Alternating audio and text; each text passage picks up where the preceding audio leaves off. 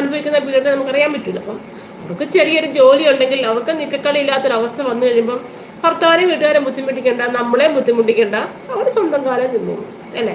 അപ്പം അതുകൊണ്ട് നമ്മുടെ പെൺകുഞ്ഞുങ്ങൾ വിദ്യാഭ്യാസം, നല്ല വിദ്യാഭ്യാസം കൊടുത്ത് അവർക്ക് നല്ല ജോലിയൊക്കെ ആയി ശേഷം മാത്രം ഞാൻ അങ്ങനെ കെട്ടിക്കുന്നു എൻ്റെ കുഞ്ഞിനെ. നമ്മൾ ഒന്ന് നമുക്കിപ്പോൾ കണ്ടാൽ നമുക്ക് റേഷൻ കാർഡുണ്ട്. ഞാൻ ഇപ്പോൾ അവള് പറയുന്നുണ്ട്, എൻ്റെ പൊന്നു കുഞ്ഞാൽ നീ ഞങ്ങൾക്കൊന്നും തന്നില്ലെങ്കിലും കുഴപ്പമില്ല, നീ എവിടെ പോയി രക്ഷപ്പെട്ട് ആരുടെ ചവിട്ടും കാട്ടും തുപ്പും കൊള്ളാതെ എവിടെയെങ്കിലും പോയി സുഖമായിട്ട് ജീവിച്ചോണം, ഞങ്ങൾക്കൊരു റേഷൻ കാർഡുണ്ട്. നമ്മൾ പ്രായമാകുമ്പോൾ ഞങ്ങളുടെ കളവനും കൂടെ എവിടെയെങ്കിലും പോയി ഒരു 3 സെന്റ് സ്ഥലമൊക്കെ വാങ്ങിച്ച് എവിടെയെങ്കിലും പോയി നമ്മൾ മൂലെ കൊതുകി കുടിക്കണം. പിന്നെ നിനക്ക് ഇഷ്ടമുണ്ടെങ്കിൽ വന്ന് നോക്കി, ഇല്ല നമുക്ക് പരാതിയും പരിഭവമൊന്നും. പക്ഷെ നിന്റെ കണ്ണ് നിറയരുത്, നീ വിഷമിക്കില്ല, ആരുടെ മുമ്പിൽ ഒരു ചവിട്ട് പറ്റിയാൽ ആരുടെ മുമ്പിൽ നീ തല കുനിക്കരുത്, അന്തസ്സായി പോയി എവിടെയെങ്കിലും പോയി സുഖമായിട്ട് ജീവിച്ചോണം എന്ന് അവളടുത്ത് ഞാൻ പറഞ്ഞു കൊടുത്തിട്ടുണ്ട്. അതിനാണ് അവളെ ഞാൻ പഠിപ്പിക്കുന്നത്.